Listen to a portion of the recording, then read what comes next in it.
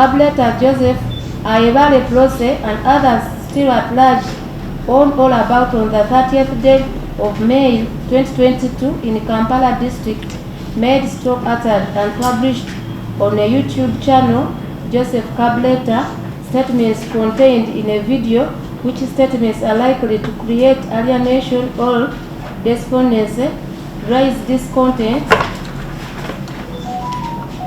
disaffection, and promote feelings of ill will or hostility among the Banyarwanda, Bahima, and Banyankole. Have you understood? I don't understand what is true. The statement of offense is promoting sectarianism contrary to section 41(1) of the Penal Code Act, Cap 120. It is not true. A plea of not guilty is entered. I'm adjourning the matter to 14th December 2022 for bail application. And criminal summons are issued for Ayebare Prose. Omusajja mulwadde, musajja tannalya, musajja akwekeddwa, musajja wa myaka 5. Naye si nakuwulira obuwulizi nti omusibe wange ayogera ki nakyo n'odduka obudusi.